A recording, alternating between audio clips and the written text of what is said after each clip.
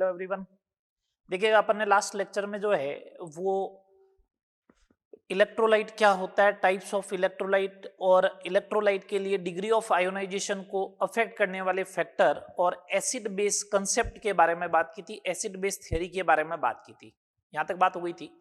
चले आज मैं आगे बात करता हूं। मैं एसिड बेस थ्योरी को वापस समराइज कर रहा हूं एक अलग से टॉपिक लेके। एसिड क्या होता है, मेरी अब हेडिंग है एसिड। ठीक है, जनरलाइज वे में कि एसिड क्या होता है, कैसे मालूम चलेगा कि वो एसिड है या नहीं है।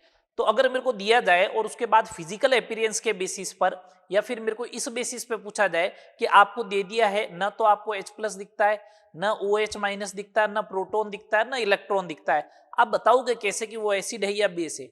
तो सिंपल सा तरीका है, एक लिटमस पेपर आता है ब्लू कलर का और एक रेड कलर का, उसके ऊपर आप एसिड और बेस का ऑब्जर्वेशन देख सकते हो। तो एसिड की बेसिक डेफिनेशन जो है वो ये है कि ये ब्लू लिटमस को किस में कन्वर्ट करता है एसिड, रेड लिटमस में। कोई दिक्कत नहीं। सेकेंड नंबर, एसिड वो होते हैं जो एक्वा सॉल्यूशन में जलीय विलयन में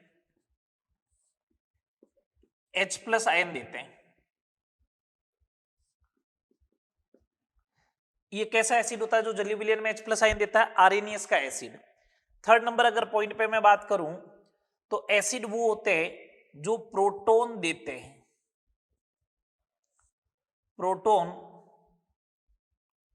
दाता। कौन से एसिड होते हैं? Bronsted acid. और लास्ट अगर बात करूं मैं एसिड के बारे में तो एसिड जो होते हैं वो लोन पेयर ग्रहण करते हैं, लुईस एसिड है, उसे अपन क्या बोलते हैं? लेविस एसिड या लुईस एसिड बोलते हैं। एसिड की बेसिक डेफिनेशन ये हो गई, जो कल पढ़ी थी वही बात है सारी की सारी।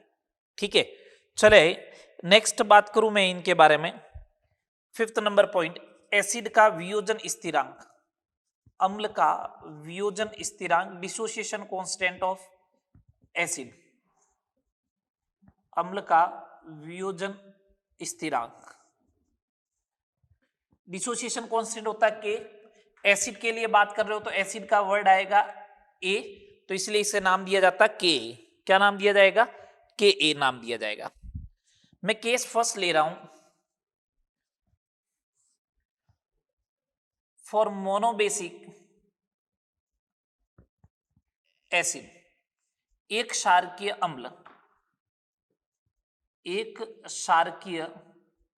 अम्ल के लिए मैं बात कर रहा हूं। किसके लिए बात कर रहा हूं? एक क्षारकीय अम्ल के लिए बात कर रहा हूं, मोनोबेसिक एसिड के लिए बात कर रहा हूं कि अम्ल का वियोजन स्थिरांक क्या होगा। सिंपल सी बात सुने, अगर मैंने कोई एसिड लिया Ha, अगर ये डिसोसिएट हो रहा है H++A- में, तो इसका Ka लिखोगे तो वही केमिकल इक्विलिब्रियम में लिखते थे, तो H+ ion into A- ion upon क्या लिखा जाएगा? Ha। ठीक है, अगर मेरे से पूछा जाए H+ आयन की कंसेंट्रेशन और A- आयन की कंसेंट्रेशन अभी तो बराबर है, जो ये H+ आयन की कंसेंट्रेशन आए चाहे A- की कंसेंट्रेशन आए, किसी की भी कंसेंट्रेशन आए, ये किसके बराबर होगी? C अल्फा के। और अगर एसिड वीक है, अगर एसिड वीक नहीं भी है तो C अल्फा जो होगा ये C अल्फा के बराबर आएगा। और अगर वीक एसिड होगा तो C अल्फा √K इंटू सी के बराबर आएगा, √K इंटू सी के बराबर आएगा, वो वीक होगा तब। तो H+ इंटू A- की कंसेंट्रेशन बराबर होगी और वो किसके बराबर होगी? C अल्फा के बराबर होगी। ठीक है, अगर अब इसके लिए अगर अपन बात करें तो Ka बराबर ये होगा C alpha into C alpha upon C minus C alpha, तो ये हो जाएगा K बराबर C alpha square upon 1 minus alpha. ठीक है बात, ये जनरली बात होगी मोनोबेसिक एसिड के लिए, इस टाइप से डिसोसिएशन कांस्टेंट लिखते हैं। वही तरीका है जो कल बताया था ए बी इलेक्ट्रोलाइट के लिए, A+ और B- बनेगा तो A+ की कंसेंट्रेशन C अल्फा, तो यहाँ पे H+ आयन की concentration C alpha, K C alpha square upon 1 minus alpha. कोई दिक्कत नहीं, चलो आगे चले केस सेकंड पे बात करते हैं। अगर डाइबेसिक एसिड हो, case second for dibasic acid, for dibasic acid. Dibasic acid के लिए अगर अपन बात करें, किसके लिए बात करें, डाई बेसिक एसिड के लिए, तो देखो क्या होगा। डाई बेसिक एसिड होता है H2O जो 2 H प्लस आयन दे, द्विक्षारकीय अम्ल जिसमें 2 H प्लस आयन हो, तो H2A है, इसको मैंने ये डिसोसिएट किया तो 2H प्लस बनेगा प्लस A-2 बनेगा। ये इसका ओवरऑल डिसोसिएशन कांस्टेंट हुआ K, ये इसका ओवरऑल डिसोसिएशन कांस्टेंट हो गया K।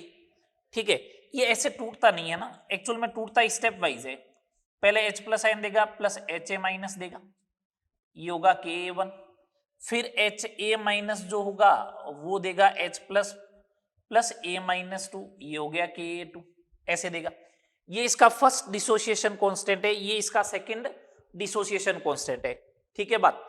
अब सुने बात को, मेरे को ये चीज क्लियरली मालूम है, इन दोनों रिएक्शन को ऐड करूंगा तो ये वाली रिएक्शन आएगी। तो केमिकल इक्विलिब्रियम में पढ़ा था कि जब रिएक्शन को ऐड किया जाता है तो इक्विलिब्रियम कांस्टेंट मल्टीप्लाई हो जाता है। तो ये लो Ka जो आएगा वो Ka1 मल्टीप्लाई बाई Ka2 हो जाएगा। ठीक है बात। ट्राई बेसिक एसिड के लिए बात करें, केस थर्ड, मैं बस एसिड वाले केस में ही बता रहा हूं, बेस वाले केस में इतनी बात नहीं करेंगे अपन, सेम बात रहेगी वहां पे। इसलिए त्रिक्षारकीय अम्ल ट्राई बेसिक एसिड है, तो उसमें क्या होगा, ट्राई बेसिक एसिड त्रिक्षारकीय अम्ल में H3A नाम का कोई कंपाउंड होगा। जैसे इसमें H2S हो सकता है, इसमें H3PO4 हो सकता है। ठीक है, ये 3 H प्लस आयन देगा प्लस A-3 देगा, ये इसका ओवरऑल डिसोसिएशन कांस्टेंट हो गया K, ये इसका ओवरऑल डिसोसिएशन कांस्टेंट हो गया K। अब सुने बात को, ये स्टेप वाइज ब्रेक होगा, H plus ion plus H2A-, ये लो ये Ka1, फिर H2A- जो है वो डिसोसिएट होगा H प्लस प्लस Ha-2, ये Ka2, और फिर Ha-2 डिसोसिएट होगा H plus plus A-3 Ka3। अगर मैं बात करूं तो इन तीनों इक्वेशन को आपस में ऐड करोगे तो ये फर्स्ट वाली इक्वेशन आएगी, तो ओवरऑल डिसोसिएशन कांस्टेंट K जो आएगा K1 multiply by K2 multiply by K3 आएगा। K जो आएगा वो तीनों का मल्टीप्लाई करने पर आएगा K1 into K2 into K3। एक जनरल ऑब्जर्वेशन ये है, इन जनरल में अगर मैं बात करूं तो जनरली ऐसा होगा कि Ka1 की वैल्यू जो होगी वो ज्यादा होगी Ka2 से, और Ka2 की वैल्यू जो होगी वो ज्यादा होगी K3 से, इसको भी ध्यान रखना है। ठीक है, जनरली ये ऑब्जर्वेशन मिलेगा, अगर पूछ ले तो आपको ध्यान होना चाहिए कि Ka1 की वैल्यू ज्यादा होती Ka2 से, और Ka2 की वैल्यू ज्यादा होती किससे, Ka3 से। ये जनरली बेसिक आइडिया मैंने सारा बताया कि एसिड है तो एसिड के बारे में ये सारी चीजें हैं। एक मैं और बात बताता हूं, सुनना बात को ढंग से। अगर मैं किसी आयंस के लिए बात करूं, एसिड की बात चल रही है 4 आयंस के लिए, केस फोर्थ चल रहा है, देखना वो जोरदार चीज बता रहा हूं, 4 आयंस जो आपको न्यूमेरिकल्स में हेल्प करेगा, लैंग्वेज में क्वेश्चन लिखा हुआ आएगा उसके लिए। ये NH4+ है, इसको मैंने H2O में दिया। ठीक है, तो रिएक्शन होगी ऐसे NH4OH plus H plus ion. एक बात बताओ, जो वाटर के अंदर H प्लस आयन रिलीज करता है, जो वाटर के अंदर H प्लस आयन रिलीज करता है उसे एसिड बोलते हैं। इसका मतलब अमोनियम आयन यहाँ पे अभी किसकी तरह ट्रीट कर रहा है, एसिड की तरह ट्रीट कर रहा है, बोलो, क्योंकि इसने H प्लस आयन दे दिया, देखो लास्ट में जाते हुए, है ना। तो सुनना बात को, इसका K जो होगा, K ऑफ अमोनियम आयन, ये किसके बराबर होगा, इसका हाइड्रोलाइसिस भी हुआ है एक्चुअल में, आगे मैं हाइड्रोलाइसिस भी पढ़ाऊंगा, जल अपघटन, तो इसका जल अपघटन भी हुआ है, ये जल अपघटन की इक्वेशन को ही रिप्रेजेंट कर रहा है। तो मैं इसको ये भी बोल सकता हूं KH ऑफ अमोनियम आयन, किसके बराबर आएगा, K और KH ऑफ अमोनियम आयन क्या होगा, बराबर होगा अमोनियम आयन का अमोनियम अम्ल का वियोजन स्थिरांक जो होगा उसके जल अपघटन स्थिरांक के किसके बराबर होगा। ठीक है, और ये किसके बराबर होगा, चाहे K बोलो या KH बोलो, NH4OH की कंसेंट्रेशन इंटू H प्लस की कंसेंट्रेशन अपॉन अमोनियम आयन की कंसेंट्रेशन इंटू वाटर की कंसेंट्रेशन, ये आ जाएगा। ठीक है, ये जनरली आपको ध्यान रखना है। ठीक है, यूज न्यूमेरिकल आएगा तब मैं बताऊंगा, अभी आपको बस ध्यान रखना है कि हाँ ये भी देखो एसिड की तरह ट्रीट कर रहा है, ये भी किसकी तरह ट्रीट कर रहा है, एसिड की तरह। न्यूमेरिकल आएंगे तब उस समय आपको बताया जाएगा बकायदा। चलो आगे, ठीक है। एसिड के बारे में बात हो गई, अब बात करते हैं बेस के बारे में। बड़ा इस टॉपिक के अंदर जो है वो एक बात ध्यान रखे, सारे न्यूमेरिकल ही है, मतलब आपको सारी चीजें क्लियर न्यूमेरिकल के थ्रू ही करनी पड़ेगी। तो आज न्यूमेरिकल ही करने वाले पीएच वाले टॉपिक के अंदर आगे जो पहले पढ़ाया है उसका यूज करते हुए अब अपन बात करते हैं बेस की।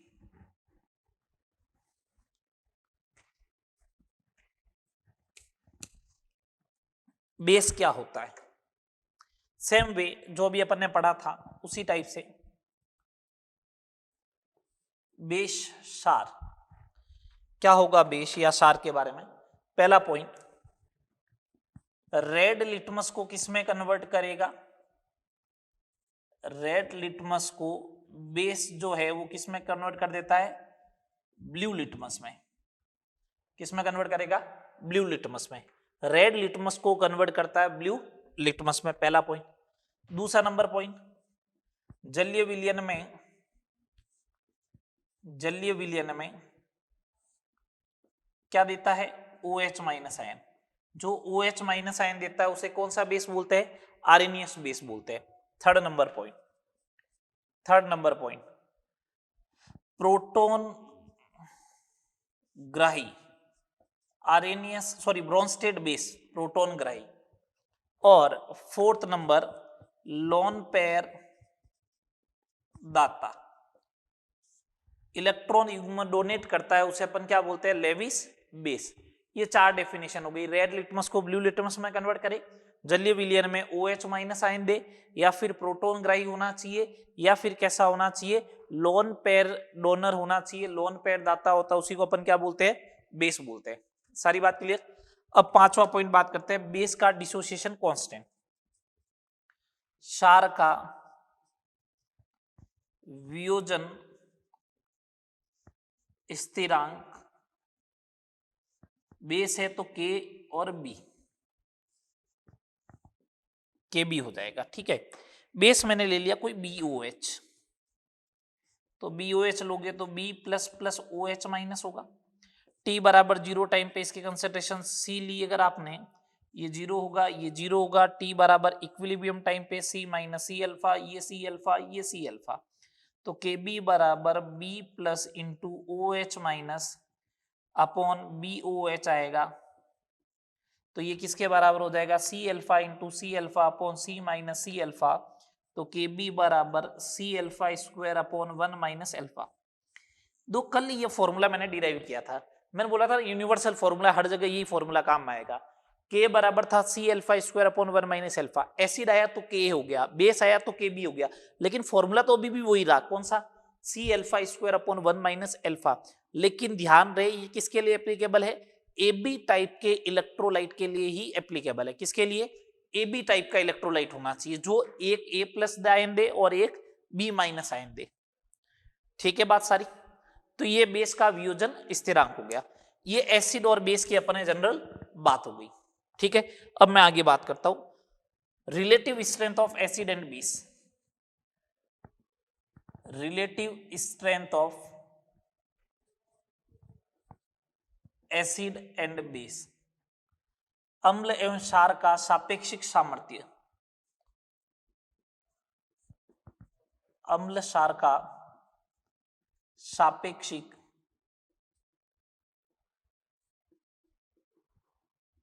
सामर्थ्य। एसिड या बेस की बात करूं तो उसका रिलेटिव स्ट्रेंथ क्या होगा, सापेक्षिक सामर्थ्य क्या होगा, उसकी बात करते हैं अपन, है ना। समझे बात को। कोई अगर एसिड का स्ट्रेंथ जो होगा, स्ट्रेंथ ऑफ एसिड जो होगा, अम्ल का सामर्थ्य जो होगा वो डायरेक्टली प्रोपोर्शनल टू होगा number of H plus ion. H plus आयनों की संख्या के क्या होगा, समानुपाती होगा। किसी भी एसिड का जो स्ट्रेंथ होगा, सामर्थ्य जो होगा, वो number of H plus ion के क्या होगा, समानुपाती होगा, ठीक है। H प्लस आयन किसके बराबर होता है, C अल्फा के। C अल्फा किसके बराबर होता है, रूट के इंटू सी के, रूट के इंटू सी के। मैं वीक एसिड के लिए बात कर रहा हूं, बाकी तो अगर आपको डायरेक्ट चाहिए स्ट्रेंथ ऑफ एसिड तो वो directly proportional to a number of H plus ion. H plus ion होता है C अल्फा और वो किसके बराबर होता है रूट के इंटू सी। अगर मैं दो एसिड की बात करूं, strength of acid 1 upon strength of acid second, तो फिर तो मैं ऐसा बोल दूं इज इक्वल टू रूट के वन इंटू सी वन अपॉन के टू इंटू सी टू। आप तभी कंपेयर कर पाओगे जब उनकी सांद्रता क्या हो, बराबर हो। जब C1 बराबर C2 होगा वेन, तो स्ट्रेंथ ऑफ एसिड जो आएगी acid 1 to strength of acid second क्या आनी चाहिए बोलो, ये आएगी रूट K1 अपॉन K2, ये आएगी। ये तभी कंपेयर कर पाओगे जब क्या हो, दोनों की कंसेंट्रेशन क्या हो, बराबर हो। जिससे बेसिकली तो ये मालूम चल रहा है कि देखो अल्फा ज्यादा होगा ना तो उस कंडीशन में स्ट्रेंथ ऑफ एसिड बढ़ेगी। अल्फा ज्यादा हो लेकिन सी क्या रहना चाहिए उस समय, कांस्टेंट हो। ठीक है, तो मैंने सी को कांस्टेंट किया तो देखो रूट K1 बाई K2 आएगा। सिंपल सा इसके ऊपर प्रॉब्लम क्या बनेगी, देखे दो अम्ल के वियोजन स्थिरांक दे रखे आपको, दो अम्ल के वियोजन स्थिरांक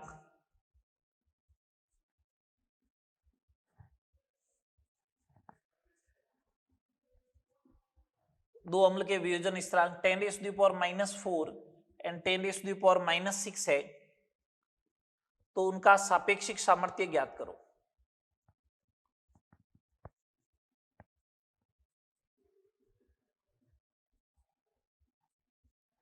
उनका सापेक्षिक सामर्थ्य क्या करे, ज्ञात कीजिए। दो अम्ल के वियोजन स्थिरांक दे रखे K1 K2, तो बोला सापेक्षिक सामर्थ्य ज्ञात करे, तो सिंपल सा क्वेश्चन हो जाएगा relative strength of acid 1 to acid 2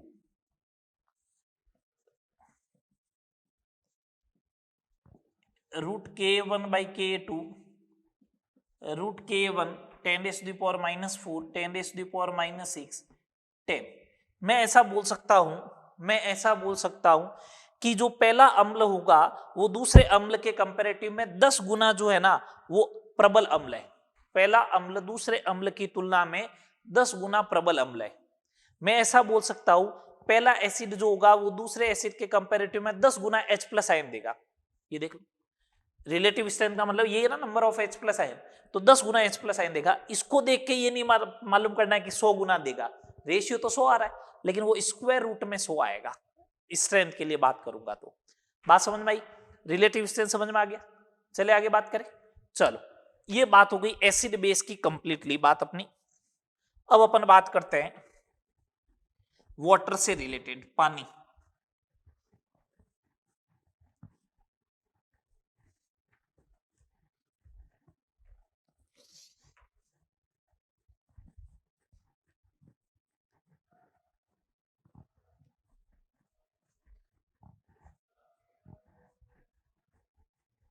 अब अपन बात करते हैं वाटर से रिलेटेड।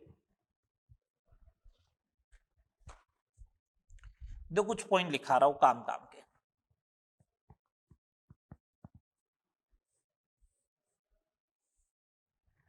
वाटर जल, पहला पॉइंट सुने, वाटर जो है ना वो लिटमस पेपर के लिए कैसा है, वाटर लिटमस पेपर के लिए कैसा है, मतलब ब्लू को रेड में कन्वर्ट करेगा, रेड को ब्लू में कन्वर्ट करता है तो एसिड और बेस हो गया, दोनों को कन्वर्ट करता है तो एम्फोटेरिक होता है, उभयधर्मिक, और कोई भी ऑब्जर्वेशन शो नहीं करवाता है तो उसे अपन बोलते हैं उदासीन। तो H2O जो है, 4 ऑक्साइड बताए थे उदासीन होते हैं, तो वाटर जो है वो पहला H2O जो है न्यूट्रल ऑक्साइड है। H2O कैसा ऑक्साइड है, न्यूट्रल ऑक्साइड है। किसके लिए, लिटमस के प्रति। अगर लिटमस टेस्ट के लिए, हाँ तो H2O जो है वो न्यूट्रल ऑक्साइड है किसके अकॉर्डिंग, लिटमस टेस्ट के लिए। तो लिटमस पेपर पे अगर मैं H2O गिराता हूं तो ना तो ब्लू को रेड में कन्वर्ट करता है, ना रेड को ब्लू में कन्वर्ट करेगा और ना ही ब्लू को रेड में कन्वर्ट करेगा, आपस में इंटर कन्वर्जन नहीं। तो H2O कैसा ऑक्साइड है, न्यूट्रल ऑक्साइड है। सेकेंड नंबर बात, H2O जो है वो एम्फीप्रोटिक स्पीसीज है। एम्फीप्रोटिक स्पीसीज बोले तो उभयप्रोटिक। कल आपको समझाया गया था कि उभयप्रोटिक स्पीसीज क्या होता है, कल ये समझाया गया था ना। उभयप्रोटिक स्पीसीज जो H+ आयन डोनेट भी करे और H+ आयन गेन भी करे। जो H+ डोनेट करता है, H+ आयन गेन करता है, उसे बोलते हैं एम्फीप्रोटिक या उभयप्रोटिक स्पीसीज बोलते हैं। आ रही बात समझ में? कल समझाया था H2 अगर H+ लेता है तो H3O+ बनाएगा, पॉसिबल है, और OH- बनाएगा, वो भी पॉसिबल है। जब दोनों पॉसिबल है तो एम्फीप्रोटिक हुआ। थर्ड नंबर बात आते हैं, एसिड बेस के बारे में बात करते हैं। कौन सा एसिड होना चाहिए? खुद है तो H+ तो देता ही देता है, H+ देगा, प्रोटॉन भी देगा, ठीक है। तो कौन कौन से एसिड हो जाएगा? एक तो हो जाएगा आरेनियस का acid, Arrhenius and Bronsted acid है, ये लो, ठीक है। फोर्थ नंबर पॉइंट की बात करूं तो H2O बेस कौन सा है? तो देखो OH- देता है तो आरेनियस बेस हो गया, H+ ग्रहण कर सकता है तो इसका मतलब ब्रोंस्टेड हो गया, ये लो। लोन पेयर होता है, बिल्कुल होता है साहब, तो लेविस बेस हो गया। तो तीनों बेस होता है। तो H2O एसिड और बेस दोनों की तरह ट्रीट कर सकता है, एक लेविस एसिड के अलावा। लेविस एसिड नहीं है, 3 एसिड थे, 3 बेस थे, तो 5 की तरह ट्रीट कर रहा है, लेविस एसिड की तरह ट्रीट नहीं करेगा। चलो आगे बात करते हैं। फिफ्थ नंबर पॉइंट, शुद्ध जल की मोलरता। शुद्ध जल की मोलरता या सांद्रता, ये देखो कंसंट्रेशन टर्म्स में भी आया था। आपको जब भी ऐसा वर्ड लिखा हुआ है ना, शुद्ध लिखा हुआ है, प्योर सब्सटेंस, तो उसका मतलब ये होता है सॉल्यूट भी वही होना चाहिए, सॉल्वेंट भी वही रहे, और सॉल्यूशन भी जो है वो वाटर ही रहेगा। सॉल्यूट वाटर है, सॉल्वेंट वाटर है, सॉल्यूशन भी वाटर है। तो देखो अगर शुद्ध जल की मोलरता ज्ञात करनी है ना, तो मोलरता कहां पे डिफाइन होती है? 1 लीटर में। तो ये काम करो, 1 लीटर विलियन ले लो। अब विलियन कौन? जल। 1 लीटर H2O लिया, सॉल्यूट कौन? जल। तो विलय के मोल, सॉल्यूट के मोल कितने होंगे? विलय के मोल कितने होंगे? विलय भी कौन है? जल है। एक बात बताओ, मैंने तुम्हें वाटर वाले केस में पहले ही बताया था, 1 लीटर का मतलब 1000 ml, 1000 ml बोलो या 1000 ग्राम बोलो, एक ही बात है। मोल कैलकुलेट करना है तो 1000 डिवाइड बाई 18, मोलरता बराबर विलय के मोल, ये लो, डिवाइड बाई विलियन का आयतन लीटर में, ये लो, 1000 डिवाइड बाई 18, 55.5 m हो जाएगा, 55.5 m हो जाएगा शुद्ध जल की मोलरता। आगे बात समझ में? ये ध्यान रखना है, शुद्ध जल की मोलरता कितनी होती है? 55.5। अब अपन 6 नंबर बात करते हैं, जल का आयनिक गुणनफल। जल का आयनिक गुणनफल रिप्रेजेंट करते हैं KW से। किसे रिप्रेजेंट करेंगे? KW से। क्या होता है जल का आयनिक गुणनफल? देखिए, ये H2O लिया, ये ब्रेक होता है H++ OH- में। किस में ब्रेक होगा? H++ OH- में ब्रेक होगा। H2O H+ और OH- में अगर ब्रेक होगा तो इसका आयोनिक प्रोडक्ट देखना है KW। तो आयन कौन से थे? H+ इंटू OH-, ये होता है KW। 25 डिग्री सेल्सियस पे बात करते हो, 25 डिग्री सेल्सियस पर, तो देखो H+ और OH- आयन बराबर होंगे, C अल्फा C अल्फा, और इसकी वैल्यू होती है 10⁻⁻7 मोल पर लीटर, ये लो। तो वैल्यू पुट करें तो KW जो होगा 25 डिग्री सेल्सियस पर 10⁻⁻7 इंटू 10⁻⁻7, तो 10⁻⁻14 मोल स्क्वायर पर लीटर स्क्वायर। कहां पे होगा? ये होगा 25 डिग्री सेल्सियस। मैं जोर क्यों दे रहा हूं 25 डिग्री सेल्सियस पे, टेम्परेचर पर जोर क्यों दे रहा हूं? क्योंकि आपको पहले ही बताया था कि डिग्री ऑफ आयोनाइजेशन किससे अफेक्ट होती है? टेम्परेचर से। अगर आपने टेम्परेचर बढ़ाया तो रिएक्शन फॉरवर्ड में जाएगी, अगर रिएक्शन फॉरवर्ड में जाएगी तो नंबर ऑफ आयंस बढ़ेंगे, नंबर ऑफ आयंस बढ़ेंगे। टेम्परेचर बढ़ाया तो H+ एंड OH- दोनों की कंसंट्रेशन बढ़ेगी, ये बढ़ेगा तो KW भी बढ़ेगा। तो जब टेम्परेचर 90 डिग्री सेल्सियस लेते हो तो के डब्ल्यू की वैल्यू 10⁻⁻12 हो जाती है। ये घटी नहीं है, एक्चुअल वैल्यू क्या हुई है, इंक्रीज हो रही है, 10⁻⁻14 से 10⁻⁻12 तक पहुंच गई। ठीक है बात, चले आगे। Next 6 number point, 7 number point, जल का वियोजन स्थिरांक। जल का वियोजन स्थिरांक के की बात करते हैं। जल का वियोजन स्थिरांक के की बात करते हैं। तो मैं क्या वियोजन स्थिरांक कैसे कैलकुलेट करते हैं, ये H2O लिया, ये H plus plus OH minus में जाएगा, ठीक है। अगर इसका K लेते हो तो H plus into OH minus upon H2O होगा। अगर ये होगा तो KW अपॉन H2O होना चाहिए, 10⁻⁻14 अपॉन H2O की कंसेंट्रेशन ये देखो 55.5 लिखूं या 1000/18 लिख दूं, तो ये K हो जाएगा 1.8 इंटू 10⁻⁻16। ये वाटर का डिसोसिएशन कांस्टेंट है, जल का वियोजन स्थिरांक हो गया। ठीक है, ये जल का वियोजन स्थिरांक आ गया। नेक्स्ट बात करते हैं जल के लिए, वाटर वाले केस के लिए, जल की आयनन कोटि मीन्स एल्फा। बहुत सिंपल सी बात है, आयनन कोटि बात करते हैं एल्फा। तो मैं तो एक बात बोलता हूं, H प्लस आयन कितना है, 25 डिग्री सेल्सियस पे ही बात कर रहे हैं भैया, ये 25 डिग्री सेल्सियस पे चल रहा है सब कुछ। 25 डिग्री सेल्सियस पे H प्लस आयन किसके बराबर होगा, सी अल्फा के। सी अल्फा किसके बराबर है, 10⁻⁻7 के। तो अल्फा बराबर कितना होगा, 10⁻⁻7 अपॉन कितना आएगा, 1000/18। तो 1.8 इंटू 10⁻⁻9 परसेंटेज में चाहिए तो 1.8 इंटू 10⁻⁻7 परसेंटेज आ जाएगा। अब आप बताओ कि वाटर जो है वो वीक इलेक्ट्रोलाइट है या स्ट्रॉन्ग इलेक्ट्रोलाइट है। देखो जल कितना कम टूटता है, जल कितना कम टूटता है, तो जल से आने वाले H प्लस आयन को अपन कंसीडर नहीं करते। उसका रीजन क्या होता है कि इसकी क्वांटिटी बहुत कम होती है, 10⁻⁻7 होती है। इसका दुर्बल विद्युत अपघट्य या वीक इलेक्ट्रोलाइट कंसीडर किया जाता है, क्योंकि इसका अल्फा देखिए परसेंटेज में 1.8 इंटू 10⁻⁻7 परसेंटेज है। कितना है, 1.8 इंटू 10⁻⁻7 परसेंटेज है, जो बहुत कम है। बात क्लियर सारी, ये सारी बात थी। 8 पॉइंट लिखा है मैंने वाटर के बारे में, डायरेक्ट इनडायरेक्ट वे में कुछ भी यूज आएगा, ठीक है, लिखा है तो यूज आएगा। चले आगे, चलो वाटर के बारे में बात हो गई, अब अपन बात करते हैं, आगे बात करें।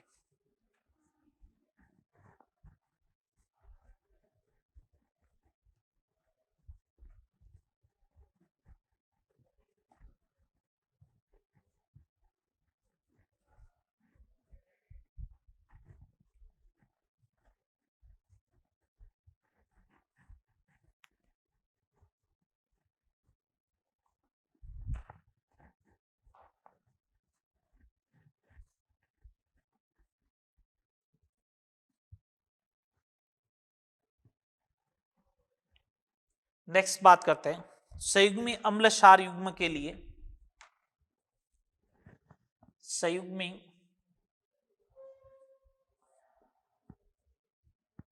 अम्ल क्षार युग्म के लिए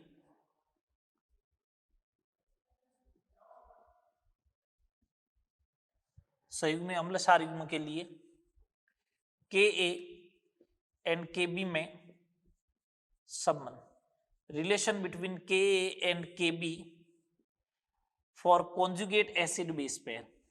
आपको मालूम है कॉन्जुगेट एसिड बेस पेयर जो होता है उसको बोला जाता है जो H प्लस आयन के थ्रू डिफर हो। कल समझाया था, जिसमें H प्लस का डिफरेंस होता है उसी को अपन क्या बोलते हैं, संयुग्मी अम्ल क्षार युग्म बोलते हैं। ठीक है, चलो सिंपल सा, ये मैंने एक एसिड लिया HA, वाटर में लिया, ये एसिड है तो A माइनस देगा प्लस H3O प्लस देगा, यही बात हुई।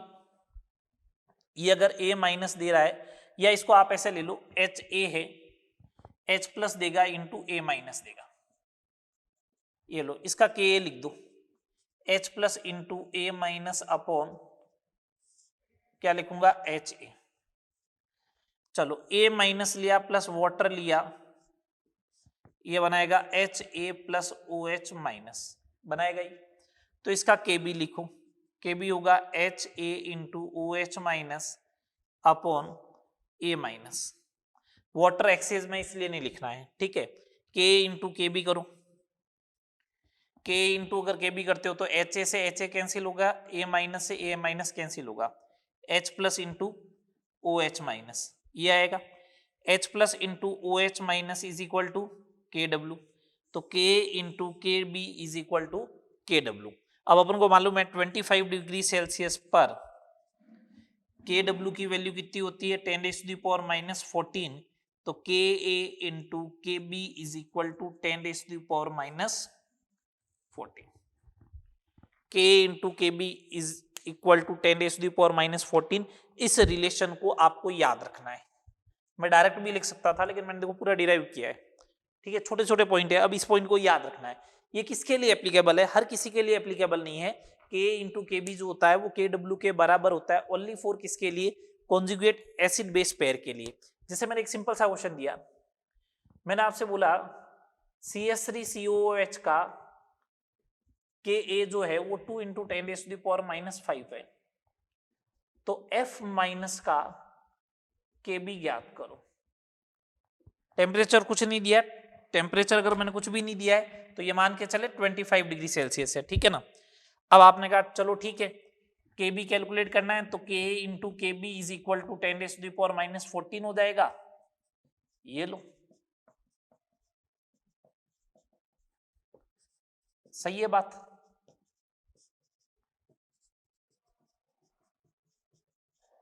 गलत है, क्यों गलत, इसलिए है F माइनस जो है, क्या ये दोनों कॉन्जुगेट एसिड बेस पेयर है, क्या नहीं है। अगर कॉन्जुगेट एसिड बेस पेयर नहीं है तो क्या ये रिलेशन लगेगा, क्या नहीं। आप कैलकुलेट ही नहीं कर सकते हो F माइनस का के बी इस गिवन डेटा से, तो जो डेटा दे रखा है इससे तो कैलकुलेट नहीं कर पाओगे। चलो आगे बात करते हैं। इस क्वेश्चन को ऐसे बना के दिया जा सकता है, सिंपल सा, जो रियल फॉर्म है इस क्वेश्चन की ऐसा, ये तो मैंने आपको बस ये चेक करने के लिए दिया आपका दिमाग चल रहा है या नहीं चल रहा है। CH3COH का के दे रखा है 2 इंटू 10⁻⁻5 है, तो एसीटेट आयन का के बी कितना होगा ये पूछा जा सकता है। तो एसीटेट आयन का के बी कितना होगा ये पूछा जाएगा जब भी आपसे, तो अब मैं ये कैलकुलेट कर सकता हूं कि के ए तो किसका, एसिडिक एसिड का, इंटू के बी किसका, एसीटेट आयन का। कॉन्जुगेट एसिड बेस पेयर है, बिल्कुल है, तो इसके लिए जो होगा वो 10⁻⁻14 आएगा। तो के बी की जो वैल्यू आएगी वो 5 इंटू 10⁻⁵ आएगी, ठीक है बात। ये बात हो गई किसके लिए, कॉन्जुगेट एसिड बेस पेयर के लिए के और के बी के रिलेशन की। चले आगे, चलो आगे बात करते हैं।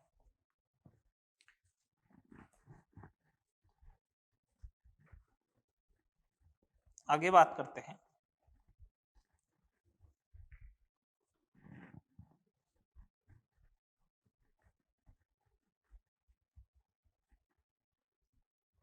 अब अपन आते हैं पीएच पे, अपने मेन टॉपिक पे आते हैं पीएच पे। पीएच क्या है, पीएच स्केल क्या है, उस पे बात करेंगे। पीएच क्या है, पीएच स्केल क्या है, उस पे अपन अब बात करने वाले, ठीक है। चलो देखो, पीएच का मतलब, पी का मतलब क्या होता है, इस पी का मतलब होता है पावर, इस पी का मतलब होता है power of H plus ion, power of H plus ion, इस पी को लिखते हैं power of H plus ion. Second number, मैं ये बोल रहा हूं कि पी को ध्यान रखना हमेशा माइनस लॉग लिखा जाता है। मैं देखो लॉग लिखता हूं ना तो अंडरस्टूड होता है बेस 10 है, अगर नेचुरल लॉग होता तो ln लिखा जाना चाहिए, अगर नेचुरल लॉग होगा तो ln लिखा जाएगा। तो p बराबर माइनस का लॉग 10, ठीक है। अब p का मतलब तो ये होता है, अब आप अपनी मर्जी है जो लगाओ, pH लगाया तो माइनस का लॉग H प्लस आयन, ठीक है। इसको ऐसे भी तो लिख सकते हो, ये माइनस है ना तो ये पावर -1 हुई होगी, तभी तो -1 आगे गिरा है। पावर -1 होने का मतलब ये भी तो लिखा जा सकता है, ये ठीक है। तो पीएच क्या होता है, पीएच जो होता है H प्लस आयन की सांद्रता, पीएच क्या है, H प्लस आयन की सांद्रता के नेगेटिव लॉग को, H प्लस आयन की सांद्रता के नेगेटिव लॉग को पीएच कहते हैं डेफिनेशन में।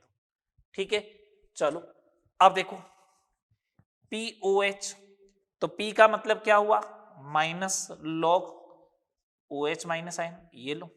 कोई अगर आपसे ये पूछ ले PKA क्या है, तो PKA आमिर खान नहीं, P का मतलब माइनस लॉग K। कोई पूछ ले PKB क्या है, तो माइनस का लॉग ऑफ द KB। कोई पूछ ले PKW क्या है, तो माइनस का लॉग KW। क्या होगा, माइनस का लॉग KW माइनस का लॉग K माइनस का लॉग KB माइनस का लॉग OH माइनस का लॉग H प्लस आयन। समझ में आ गई बात ये, बोलो। अब अपन बात करते हैं relation between pH and pOH, relation between pH and pOH.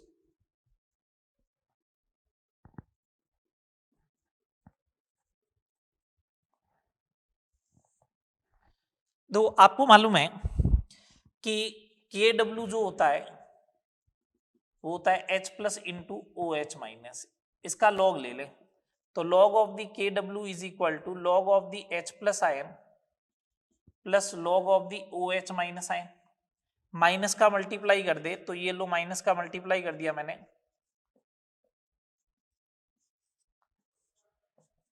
ये लो माइनस का मैंने मल्टीप्लाई कर दिया, ये क्या इसके बराबर हो गया PKW के, ये PH प्लस POH, तो PH plus POH is equal to क्या हो गया, PKW हो गया। अब अपन को मालूम है कि PKW जो होता है वो माइनस का लॉग KW होगा। 25 डिग्री सेल्सियस पर माइनस 14 आगे गिरेगा, तो 14 लॉग 10 पे 10 की वैल्यू 1, तो PKW कितना हो गया, 14 हो गया। तो PH प्लस POH कितना हो जाएगा, PH plus POH is equal to कितना होगा, 14 होगा। PH plus POH is equal to कितना होगा, 14 होगा। ये 25 डिग्री सेल्सियस पर एप्लीकेबल है। तो relation between PH and POH आ गया, PH plus POH is equal to PKW, PKW की वैल्यू कितनी होती है 14, तो ये लो 14। समझ में आ गई बात। अब अपन बात करते हैं पीएच स्केल की।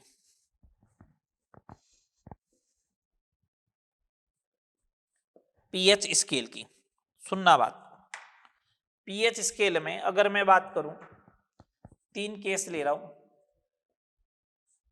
केस फर्स्ट, अगर H प्लस और OH माइनस आयन बराबर हो और 10⁻⁻⁷ हो जाए, तो पीएच आएगी 7, और नेचर कैसा होगा, नेचर ऑफ सॉल्यूशन विलियन की प्रकृति कैसी होगी, न्यूट्रल उदासीन।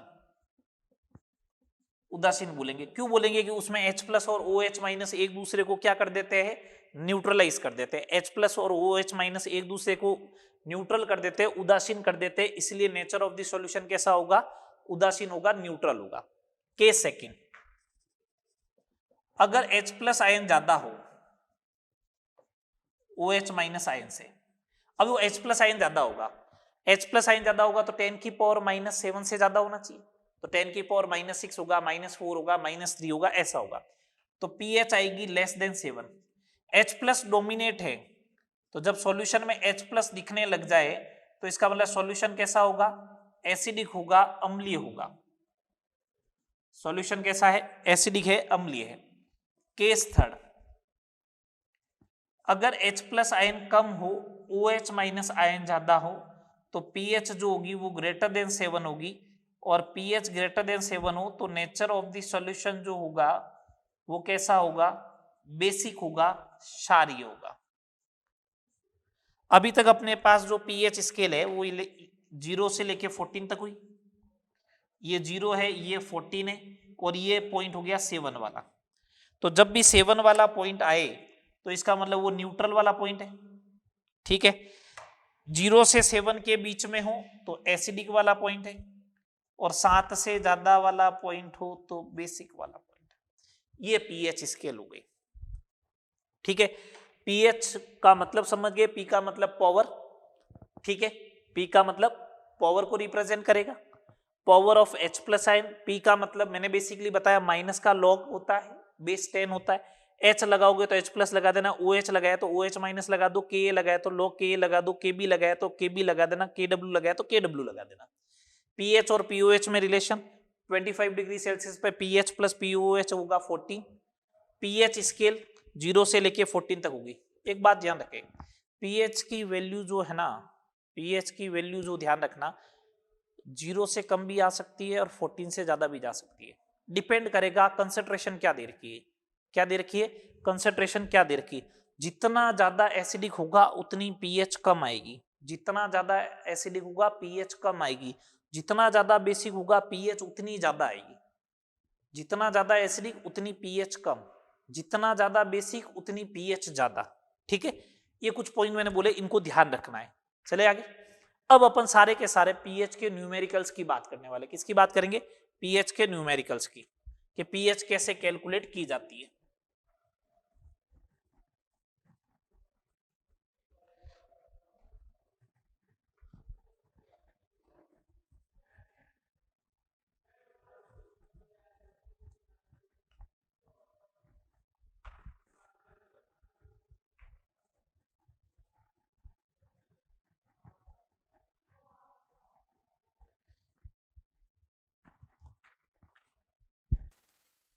हाँ देखिए, pH से रिलेटेड क्वेश्चन की बात करते हैं। सबसे फर्स्ट क्वेश्चन की बात करें,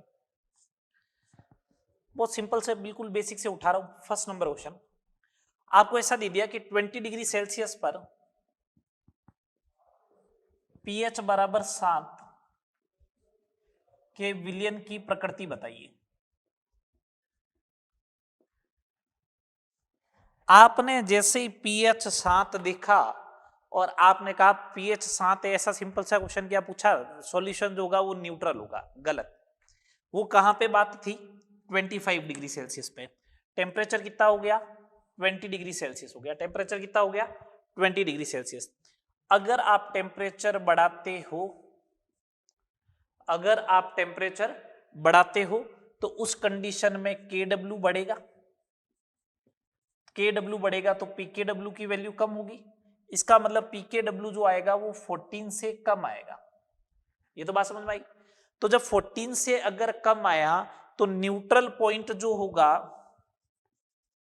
वो हमेशा क्या होता है? न्यूट्रल पॉइंट क्या होता है? जब H प्लस और OH माइनस आयन बराबर हो। न्यूट्रल पॉइंट कहां पे होता है? H प्लस आयन और OH माइनस आयन बराबर हो। इसका मतलब PH प्लस POH बराबर होगी, और वो किसके बराबर होगा? PKW के बराबर। तो 2 टाइम्स PH जो आएगा वो लेस देन आएगा किससे? 14 से। तो PH इज लेस देन 7। ये न्यूट्रल पॉइंट है। अब इसका मतलब न्यूट्रल पॉइंट 6.7 हो सकता है, 6.8 हो सकता है, लेकिन 7 नहीं है। तो अब बताओ कि न्यूट्रल पॉइंट के राइट हैंड साइड में पॉइंट दे रखा है या लेफ्ट हैंड साइड में? राइट हैंड साइड में। राइट हैंड साइड में है तो pH बराबर 7 वाले विलयन जो होगा वो कैसी प्रकृति का होगा? क्षारीय प्रकृति का होगा। समझ में आई बात या नहीं आई? तो टेम्परेचर का रोल है यहां पे, सब कुछ है। जो मैंने बोला टेम्परेचर बढ़ाया तो KW बढ़ गया, KW बढ़ा तो PKW बढ़ा, कम हुआ, PKW कम हुआ तो 14 से कम हो गया। ठीक है, न्यूट्रल पॉइंट वहां पे होता है जहां पे H प्लस और OH माइनस आयन बराबर। PH plus POH is equal to PKW। H plus और OH माइनस आयन बराबर होगा तो PH और POH बराबर होगी। तो मैंने इस POH की जगह लिख दिया PH, तो 2 times PH less than 14, PH is less than 7। तो मैंने बोला PH इक्वल टू 7 वाला विलयन जो होगा वो कैसी प्रकृति का होगा? फिर क्षारीय प्रकृति का होगा, बेसिक नेचर का होगा। चलो आगे। हाँ देखिए, सेकेंड नंबर क्वेश्चन देखिए, ऐसे भी क्वेश्चन दिया जा सकता है। pH बराबर 6.5 वाले विलयन की प्रकृति बताइए। प्रकृति बताइए यदि जल की आयनन कोटि 1.8 इंटू 10⁻⁻⁶% है। बात सुनने ढंग से, वाटर जो होता है वो न्यूट्रल होता है। इसका मतलब वाटर की जो पीएच होती है ना, वो न्यूट्रल पॉइंट की पीएच होती है। वाटर की पीएच 25 डिग्री सेल्सियस पे 7 होती है। तो न्यूट्रल पॉइंट होता है 25 डिग्री सेल्सियस पे 7 pH वाला। एक काम करो, जल के आयनन कोटि मेरे को लग रहा है चेंज है, पहले लिखवाया था 1.8 इंटू 10⁻⁷ होती थी, तो मैंने कहा H प्लस आयन कैलकुलेट करो। C अल्फा के बराबर होगा, C किसके बराबर 1000/18 के बराबर, अल्फा किसके बराबर ये लो, तो ये आएगा परसेंटेज में चाहिए ना, परसेंटेज में 10⁻⁸ के बराबर हो जाएगा। कैसे, इसको जब परसेंटेज को कन्वर्ट करोगे तो ये इतना हो जाएगा, डिवाइड बाई 100 करना पड़ेगा ना, है ना। 18 से 18 गया, 10⁻⁻6 हो गया। H प्लस आयन ये, तो pH क्या होता है, माइनस का log of the H plus ion, ये लो pH आ गई वाटर की 6, इसका मतलब न्यूट्रल पॉइंट की pH है 6। अब तुम्हें दे रखा है 6.5, तो राइट में या लेफ्ट में, राइट में, तो pH बराबर 6.5 वाला विलियन जो होगा वो कैसा होगा, नेचर में बेसिक नेचर का होगा। कैसा होगा, बेसिक नेचर का। ये दोनों क्वेश्चन समझ में आए आपको, बस ये क्वेश्चन इसलिए करवाए गए, ये प्रॉब्लम दोनों इसलिए करवाई गई है आपको बेसिक आइडिया रहे कि देखते ही आपको आंसर नहीं देना है कि pH बराबर 7 है तो क्या करना है, pH बराबर 6.5 है, देखते ही आंसर नहीं देना है, पहले चेक करो और क्या डेटा दे रखा है, ये दे रखा है ना, इसका यूज करो, ये दे रखा है ना, इसका यूज करो। 25 डिग्री सेल्सियस पर न्यूट्रल पॉइंट की pH 7 होती है, हर जगह नहीं होती है वो, ठीक है। चलो आगे बात करते हैं, ये दो सिंपल से बेसिक से क्वेश्चन मैंने आपको बताए थे। उसके बाद 3rd नंबर पॉइंट पे बात करते हैं, निम्न विलयन की pH ज्ञात करो। कुछ H प्लस आयन दे रखे हैं, पहला H प्लस आयन की जो कंसेंट्रेशन दे रखी है वो 2 इंटू 10⁻⁻3। एक बार समझ ले ये क्वेश्चन को, फिर मैं आगे शॉर्ट मेथड बताता जा रहा हूं। H प्लस आयन है तो pH होगा माइनस का log of the H plus ion, ये लो pH बराबर माइनस का log of the H plus ion, ये लो माइनस पड़ा रहने दो, log 2 plus log m into n, ये लो माइनस log 2 की वैल्यू 0.3010 होती है, 0.3 ले ली मैंने, ये -3 हो गई, माइनस का मल्टीप्लाई कर दो 2.7 आ गया, pH कितना आ गया 2.7। इतना मेहनत करनी पड़ रही है, ठीक है। मैं आपको डायरेक्ट तरीका बता रहा हूं। H प्लस आयन जब भी दे रखा होता है तो जो 10 की पावर दे रखी होती है, जैसे -3 दे रखी है, तो इसको माइनस से मल्टीप्लाई कर दो। -3 को जैसे ही माइनस से मल्टीप्लाई करोगे 3 बन जाएगा, ये देखो बन गया 3, फिर लिखो माइनस, ये लिख दिया माइनस, फिर जो आगे दे रखा है ना इसकी लॉग में वैल्यू लिख दो, इसकी लॉग में वैल्यू लिख दो 3 माइनस log 2, log 2 की वैल्यू क्या होती है 0.3010, तो 0.3 लिख दिया, आंसर आ गया। आया समझ में। एग्जाम्पल देखो, सेकेंड एग्जाम्पल देखो, आएगा समझ में, क्यों नहीं आएगा।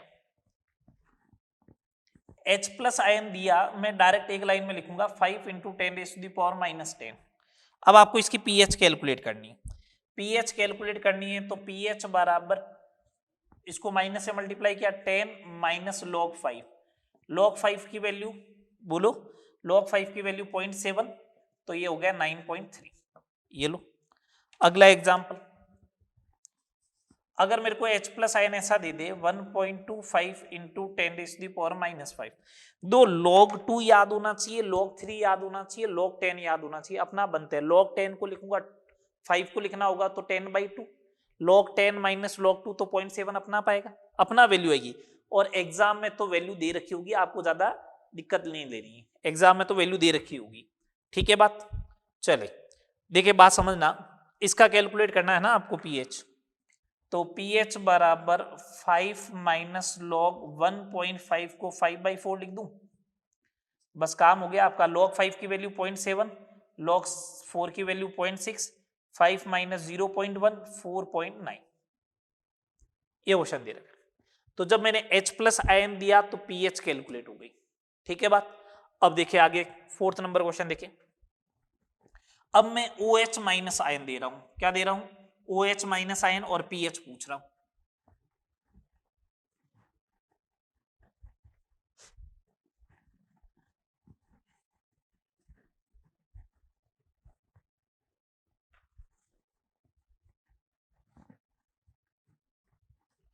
नेक्स्ट क्वेश्चन नंबर 4, pH ज्ञात करो, है ना।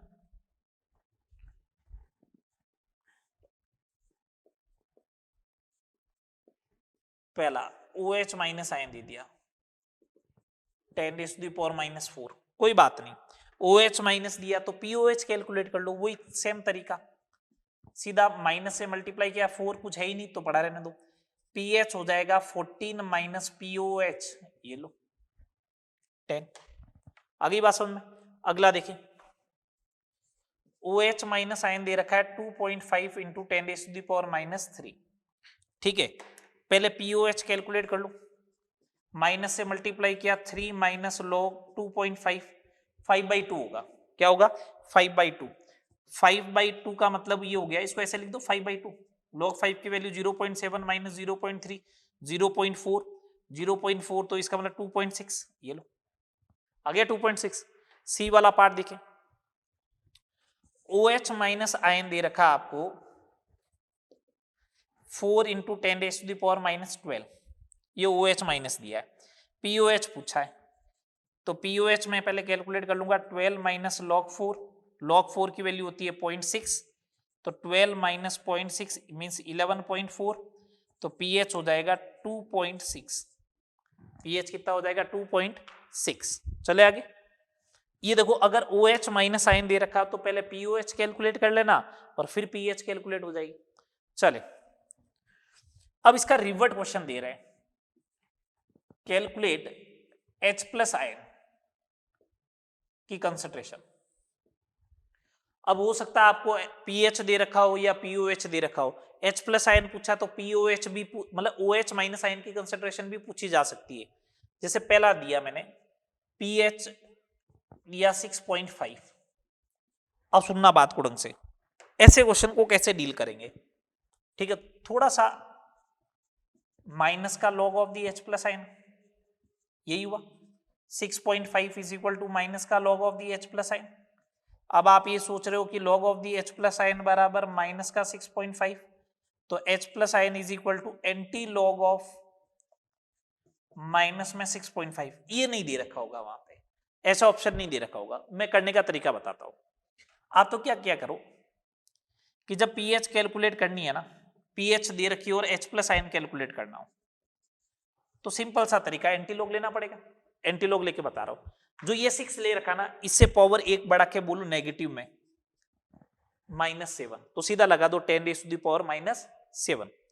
जो वैल्यू दे रखी होती है, जो इंटीजर दे रखा उससे 1 बढ़ा के बोलो 10⁻⁻7।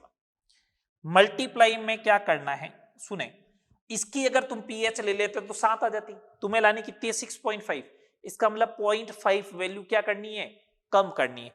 0.5 लॉग में किसकी वैल्यू होती है वो देखें, मैं यहां लिख रहा हूं 10⁻⁻7 की pH आती 7, बट अपन को कितनी लेके आनी है 6.5, कम कितनी करनी है 0.5 करनी है। 0.5 लॉग में किसकी वैल्यू होती है, किसकी वैल्यू होती है, वो मल्टीप्लाई में लिखें, ये बात है। मैंने कहा लानी 6.5 थी, ऐसा लिखता है तो आती 7.5 करनी है। 0.5 जो होगी वो अप्रोक्सीमेट 2.8 की वैल्यू होगी। सर हमें कैसे मालूम, दे रखा होगा, नहीं दे रखा हो तो मैं आइडिया दे देता हूं। log 2 की वैल्यू होती है 0.3 और log 3 की वैल्यू होती है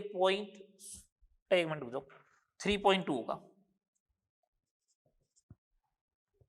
ठीक है 3.2। कैसे मालूम चला, log 3 की वैल्यू होती है 0.4771, तो 0.4771 से तो ज्यादा है ना 0.5, इसका मतलब 3 से ज्यादा होगा, 4 से कम होगा, तो अप्रोक्सीमेट आइडिया से देख लो 3 और 4 के बीच का डिजिट होना चाहिए, मैंने 3.2 लिखा। एक एग्जांपल आगे और समझो, मालूम चलता जाएगा। मैंने जैसे ऐसा लिख दिया pH बराबर 3.1, ये लिखा, तो ये लिखा तो देखो अब क्या करोगे, मैं सीधा लिख रहा हूं H प्लस आयन बराबर 10⁻⁻4, एक बढ़ा के लिख दिया। अब आएगी 4 आएगी तो कम कितनी करनी है 0.9, 0.9 लॉग में किसकी वैल्यू होती है 8 की, तो ये लो 8 लिख दिया। 8 की कैसे मालूम चला, 2 का पावर 3 लिखो, 3 आगे गिरेगा, log 2 की वैल्यू 0.3 इंटू 3 कितना होगा 0.9। चलो आगे सी वाला पार्ट देखो, pH दे रखी है 12.2, H प्लस आयन कितना होगा, तो मैं बोल रहा हूं H प्लस आयन जो होगा वो होगा 10⁻⁻13। 0.8 किसकी वैल्यू होती है? 0.8 वैल्यू किसकी होती है? 6 की वैल्यू होती है 0.77, तो इसका मतलब 6.2 की वैल्यू मान लो। बात आ रही समझ में? डी वाला पार्ट, अगर POH दे रखी है 4.6, ठीक है, तो H प्लस आयन कैलकुलेट करना है। H प्लस आयन कैलकुलेट करना है भैया, तो पहले एक काम कर लेना, pH कैलकुलेट कर लेना 9.4। ये क्वेश्चन अब पहले वाले की तरह बन गया। तो H प्लस आयन जो होगा 10⁻⁻10 कम कितनी करनी है? 0.6, तो वो वैल्यू होती है 4 की। ये लो। नेक्स्ट, अगर आपको ऐसा दे रखा हो कि POH 10.35 दे रखा हो, तो POH अगर ये दे रखा है तो पहले pH कैलकुलेट कर लो इससे। pH होगा 3.65, तो H प्लस आयन जो होगा वो 10⁻⁻4, 0.35 वैल्यू कम करनी है, तो वो होगी लगभग 2.2 की, मान लो 2.2 की भी हो सकती है, 2.3 की भी हो सकती है। ठीक है, कर लोगे इस टाइप से। तो देखो अगला क्वेश्चन था अपना, pH दिया था, pH calculate, third number type का क्वेश्चन में करवाया। H प्लस आयन दिया, pH कैलकुलेट करवाया। OH माइनस आयन दिया, pH कैलकुलेट करवाया। pH देखिए H प्लस और OH माइनस आयन कैलकुलेट करवा रहा हूं। ठीक है बात, चले आगे। चलो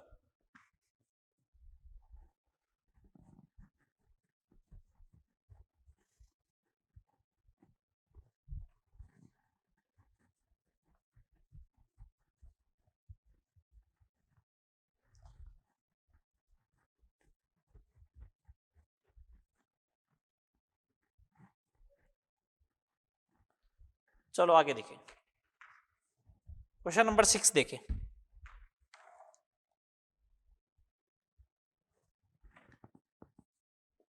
pH बराबर 2 एंड pH बराबर 3 के समान आयतनों को मिलाने पर, समान आयतनों को मिलाने पर प्राप्त विलयन की pH ज्ञात करो। ऐसे क्वेश्चन आए तो पहले मैं मेथड बता देता हूं, उसके बाद सीक्वेंस बताऊंगा क्या रहनी चाहिए। pH बराबर 2 है ना, तो H प्लस आयन कितना मिलेगा? 10⁻⁻², ये मिलेगा। pH बराबर 3 है तो H प्लस आयन कितना मिलेगा? 10⁻⁻3। दोनों को मिलाया तो H प्लस आयन इन रिजल्टेड सॉल्यूशन में डिवाइड बाई 2। क्यों? वॉल्यूम डबल हुआ तो कंसेंट्रेशन आधी होनी चाहिए। ये लो, यहां से मैं 10⁻⁻3 कॉमन लेता हूं तो 10 + 1 डिवाइड बाई 2 बनेगा। इसका मतलब 5.5 इंटू 10⁻³ बनेगा, यही बनेगा। अगर ये बनता है तो इसका pH कैलकुलेट करेंगे तो 3 - log 5.5 आएगा। आएगा 3 - log 5.5। log 5.5 की वैल्यू होती है 0.74, तो ये आ गया 2.26। दो, जब भी अगर एक एक का डिफरेंस होगा ना, pH 2 और 3 होगा, 8 या 9 होगा, 4 या 5 होगा, तो एक बात फिक्स होगी, यहाँ 10⁻⁻4 10⁻⁻5 बनेगा। तो जब 10⁻⁻5 कॉमन लोगे तो 10 + 1 डिवाइड बाई 2 बनेगा। इसका मतलब हर बार 5.5 तो बनना ही है। इसका मतलब हर बार 0.74 माइनस होगा ही होगा, तो हर बार पीछे 0.26 आएगा ही आएगा। तो सिंपल सा बात, लॉजिकल बात ये बता देता हूं, जब भी आप इक्वल मिलाते हो pH बराबर 2 और pH बराबर 3 के, pH बराबर 2 और pH बराबर 3 का मिलाया तो रिजल्टेड pH जो आएगी, जो ये 2 होती है ना, उसके आगे 0.26 लिख दो, जो छोटा होता है उसके आगे 0.26 लिख दे।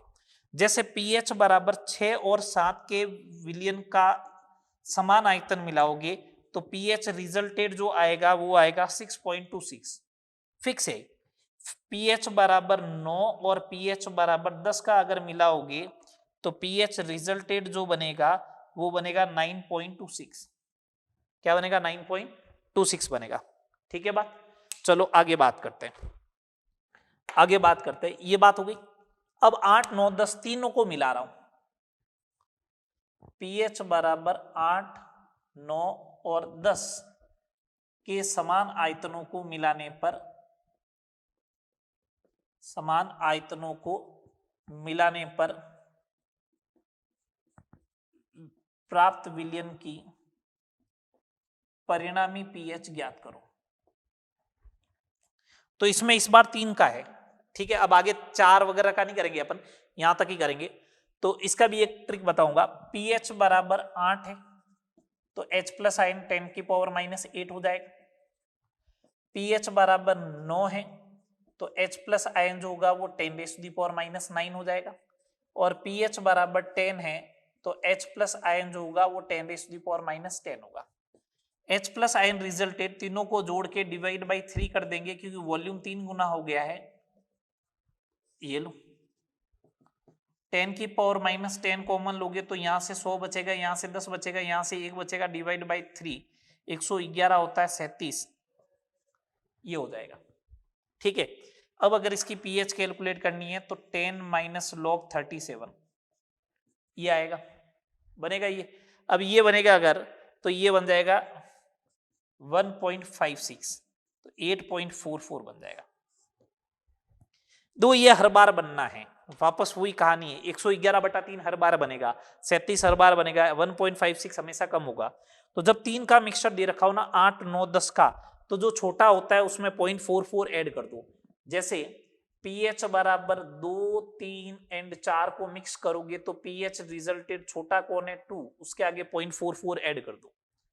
अगर पीएच बराबर 6, 7, 8 को अगर ऐड किया, इक्वल वॉल्यूम मिलाया, तो पीएच रिजल्टेड छोटा है, उसके आगे 0.44 लिख दो। ये लो काम हो गया, ठीक है बात। चले आगे, चलो नेक्स्ट प्रॉब्लम देखते हैं। क्वेश्चन नंबर 8, पीएच बराबर 2 एंड पीएच बराबर 4 के समान आयतन को मिलाने पर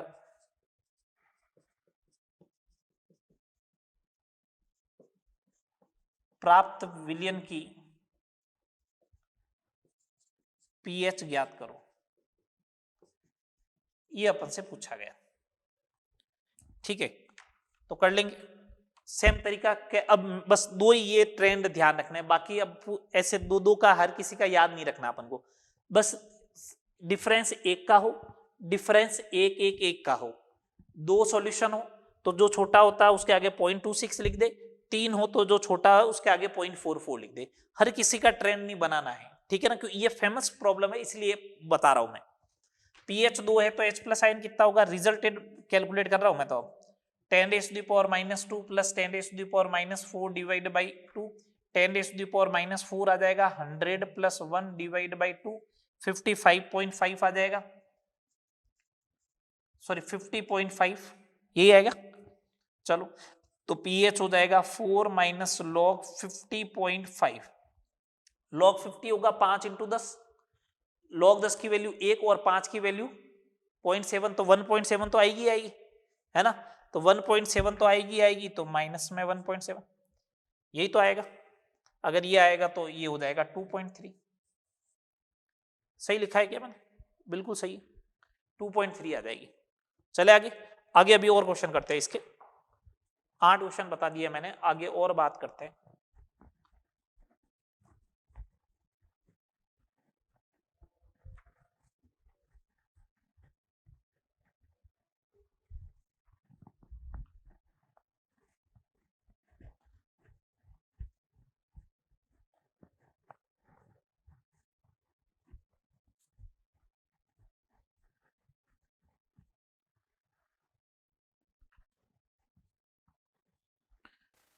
हाँ देखिए नेक्स्ट प्रॉब्लम देखिए, प्रॉब्लम नंबर 9।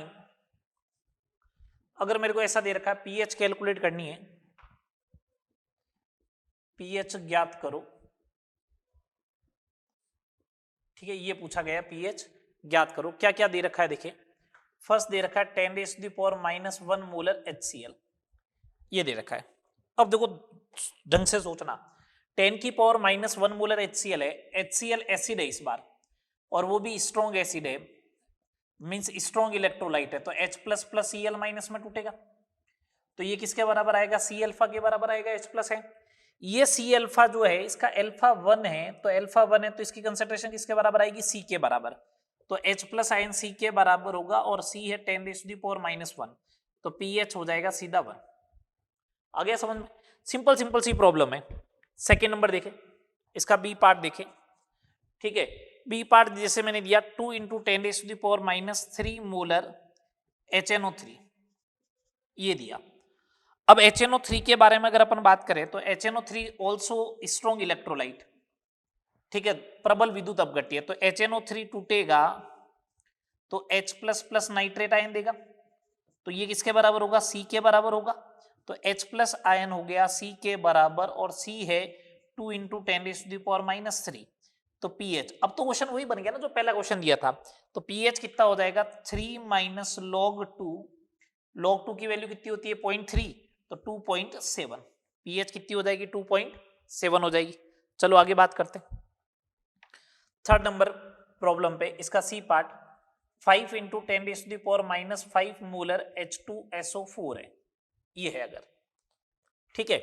अगर ये दे रखा है तो देखो सुनो बात को, मेरे को H2SO4 ऑल्सो स्ट्रॉन्ग इलेक्ट्रोलाइट α1 होगा। तो H2SO4 जब ब्रेक होगा तो 2H+ आयन देना चाहिए प्लस सल्फेट आयन देगा, तो इसकी कंसेंट्रेशन 2C के बराबर आएगी। तो H+ ion is equal to 2C, तो 2 इंटू C, तो ये हो गया 10⁻⁴ मोलर, 10⁻⁴ मोलर आ गया। तो H+ आयन आ गया 10⁻⁴ मोलर आया, तो pH कितनी आएगी? 4 आएगी। ये लो, ठीक है, बात क्लियर है। ये इस टाइप से अगर स्ट्रॉन्ग एसिड दे रखा हो तो आपको ऐसे टैकल करना है। अब आइएगा बात अगले क्वेश्चन पे, क्वेश्चन नंबर 10। मेरे को ऐसा दे दिया कि 10⁻⁻6 मोलर HCl है, इसमें H+ आयन की कंसेंट्रेशन, OH- आयन की कंसेंट्रेशन एंड pH ज्ञात करो, ठीक है।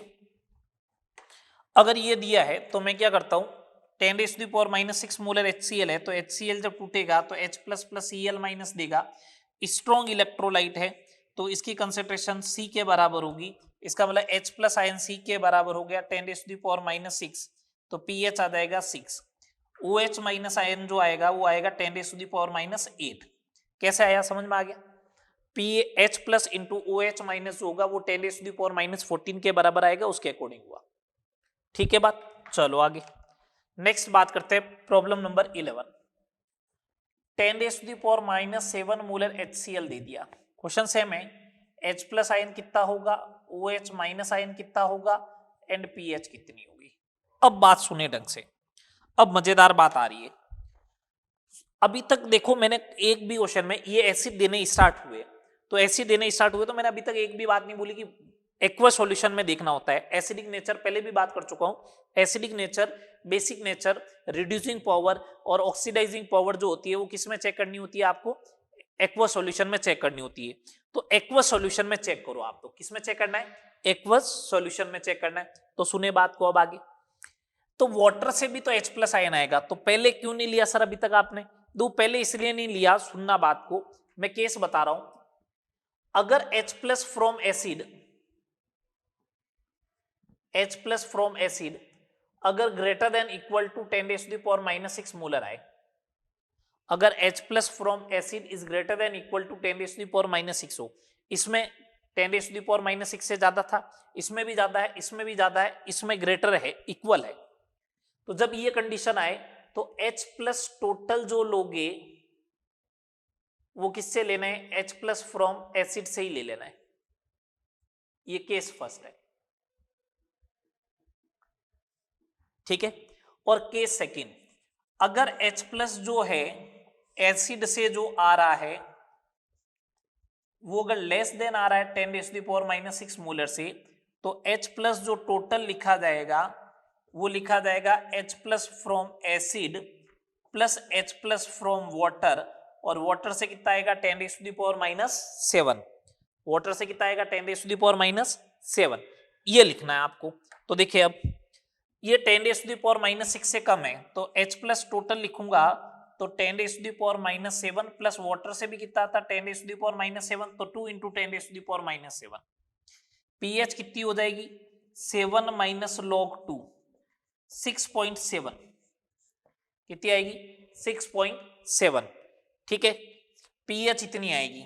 OH माइनस आयन कैलकुलेट करना है तो 10⁻⁻14 डिवाइड बाई 2 इंटू 10⁻⁻7, तो ये आएगा 5 इंटू 10⁻⁻8।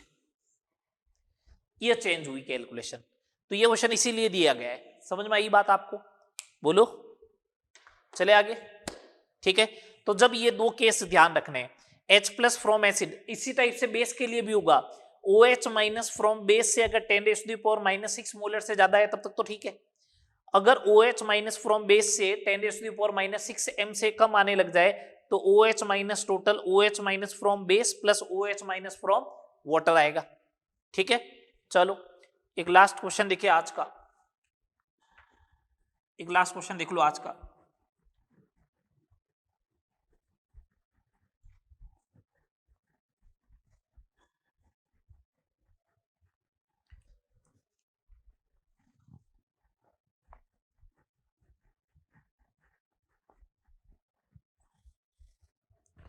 चले आगे देखिए, सिंपल सा क्वेश्चन है, question number 12।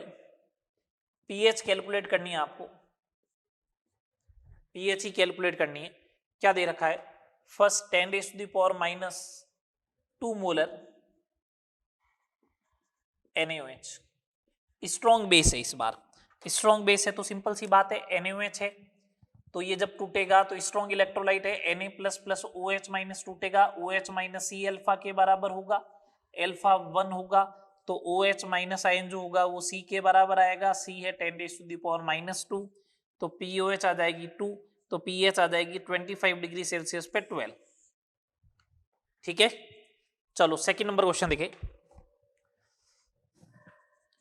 5 into 10⁻⁻6 molar calcium hydroxide, ये भी स्ट्रॉन्ग बेस है। स्ट्रॉन्ग बेस है तो कैल्शियम हाइड्रोक्साइड जब ब्रेक होता है तो calcium plus 2 ion plus 2 times OH minus ion देता है, ये 2C अल्फा होगा, अल्फा 1 है तो ये 2C होगा 2C, तो OH माइनस आयन जो होगा वो 2 इंटू C दे रखा है 5 इंटू 10⁻⁻6 मीन्स 10⁻⁻5, तो POH बराबर आ जाएगा 5, pH बराबर हो जाएगा 9, pH कितना हो जाएगा? 9 हो जाएगा। इसका C पार्ट देखे, अगर मेरे को डायरेक्ट दे दे 10⁻⁻8 मोलर NaOH है, ये लो भैया, इस बार OH माइनस आयन जो है वो आ गया 10⁻⁻8, तो ये कम आ गया है तो वाटर वाला ऐड करना है। ये अगर वाटर वाला ऐड करोगे तो ये आएगा 1 प्लस 1.1 इंटू 10⁻⁻7, तो POH बनेगा 7 माइनस लॉग 1.1, लॉग इसकी वैल्यू ये होती है तो 6.97 बनेगा, तो pH कितना बन जाएगा? 7.03। एक ऑप्शन वहां पे 8 भी दे रखा होगा जो होगा नहीं, 7.03 आएगा। ठीक है, एक ऑप्शन pH जो आएगी वो आएगी 6, सॉरी POH 8 आएगी तो pH 6। pH 6 कैसे हो सकती है? बेस है ना, तो बेस की pH तो 7 से ज्यादा होगी जब 25 डिग्री सेल्सियस। तो इसका रोल समझ में आया कि कब वाटर से ऐड करना है और कब वाटर से ऐड नहीं करना है। जब आपको एसिड दे रखा हो 10⁻⁻6 मोलर H प्लस आयन से कम आ जाए तो उस समय वाटर वाले ऐड कर देना, ज्यादा हो तो ऐड करने की जरूरत है नहीं। तो ये आज आपका सेकंड लेक्चर आयोनिक इक्विलिब्रियम का अपन यहां तक करते हैं। मैंने पीएच के 12 क्वेश्चन करवा दिए। ठीक है, नेक्स्ट लेक्चर में 12-13 क्वेश्चन और करके पीएच को कंप्लीट करके फिर आगे बात करेंगे। ठीक है बात, चलो यहां तक करना, नेक्स्ट लेक्चर में मिलते हैं।